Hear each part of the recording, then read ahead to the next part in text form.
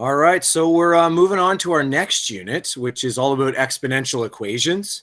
And so that's what we're going to start off with. And so to start, we have an exponential equation is an equation that can be written in the form y equals a times b to the power of x, where a and b are numbers, and specifically b is greater than 0, has to be greater than 0.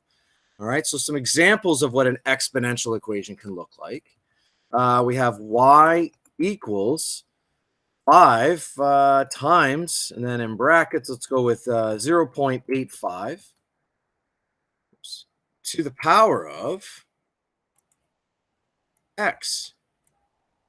So we have an a number of 5 and a b number of 0.85. We could also have, let's see here, another example of an exponential equation. We got y equals 0.7. Let's see here, times. In brackets, I'll put like a 1.84. And again, we have to the power of x. So there's two examples of some exponential equations. Now, there are two types of exponential equations. The first one is what we call an exponential growth equation, where it rises really slowly and then it rises rapidly afterwards, takes off. And of course, because it's growth, you can see our graph is moving upwards, but it has to move upwards in a specific pattern. Again, rising slowly initially and then rising rapidly afterwards. Now, the second type of exponential equation is the exponential decay equation, where it decreases rapidly initially and then decreases slowly afterwards. So there's our two different types of exponential equations that we're going to work with today. Now, a couple of questions. So it says, examine the following graph and answer the following questions. What is the monthly premium for a person who is 35 years old? So we have age, and this is all about insurance premiums. So let's see here. So 35, if I was to check out a 35-year-old person, so we go right in the middle here between 30 and 40. And I'm going to show my work on the graph. I go up, I hit that dot, and I go across, and in my opinion, it's right in the middle of 0 and 20, and so it would be just $10. Somebody who's 35 years old.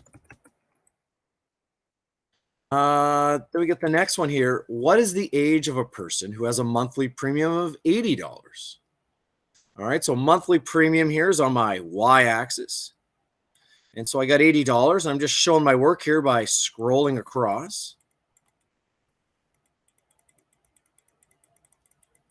And then going downwards. So in this case, it is 60 years old would be the age. Now, C, it says, what type of exponential equation does this graph represent? All right, well, as you can see, I'm going to kind of look at C and D at the same time because it says extend the graph. And if I extend the graph, I just kind of connecting the dots somewhat and following the pattern.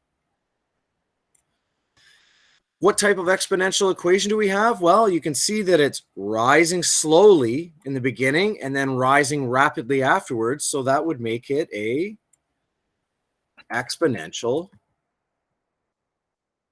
growth. Now, as I already extended the graph, it says find the monthly premium for a person who is 65 years old, because we only had dots up until 60, I believe. But now I'm looking at 65, and so again, I'm just going to move up. And I hit my graph, and then I go over. And for me, it's looks like it's going to be about $110.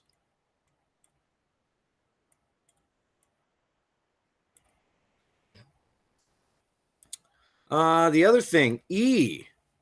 How long does it take for your premium to double? So what I could do, and I'm going to erase all these lines here, is pick a value that and then see how long it takes for that value to double. So for instance, I'm going to look at, say, $20. And that happens after, see here, you'd have to be 45 years old. So I got 45 years old to 20. Now to double the premium, that would be 40. So I go over, I hit the graph, and well, in this case, down to 50. So for what I'm looking at, 40 to go from $20 to $40, it only took approximately 5 years. And again, that answer could change given or depending on which values you're using.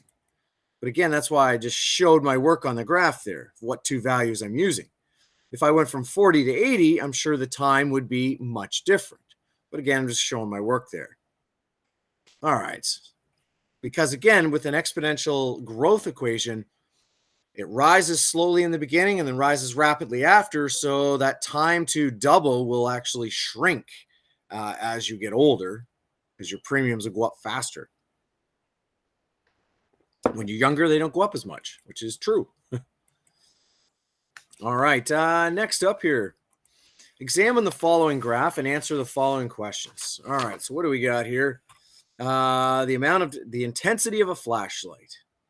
So we got all the way up from 0.2 or 0 to 1, which is basically 100%. And then this is the time used for the flashlight in hours. So we start at 80 hours. So it's 100%. It's 1. It's full intensity of light after 80 hours. And then your battery shrinks down to, well, basically nothing. So it says here, A, what is the intensity of a flashlight that has been on for 120 hours? All right, so I go down to on my x-axis, because that's where my time used is. I see 120, and again, I'm going to just show my work here. I go up and I go across, and it looks like for me it would be 0.7 would be the intensity, or 70%. B, what is the amount of time a flashlight has been on if the intensity of light is 0.5 or 50%? So intensity of light is on my y-axis. How do I know to stop where? At the 0.7? Yes, because that's at the 120. So I just followed it up. And as soon as I stopped there because I hit the graph. That's why. I'll do that again. The reason I stopped at 0.7 is because I go from 120. I keep going up and up and up until I hit the graph, and then I go over. And that's how I get my 0.7. Just like when I'm getting B here, what is the amount of time a flashlight has been on if the intensity is 0.5? Well, I go to my intensity, which is on the y-axis. 0.5 is obviously between 0.6 and 0.4. And now I go over. And now when I hit the graph, just now, I go down.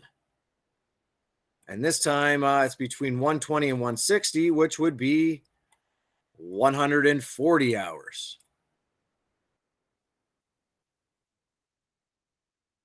Now, what type of exponential equation does this represent? Well, it's going down a lot rapidly at the beginning, leveling out a little bit as it goes on. And I'm sure if we had more hours, it would be decreasing even a smaller amount.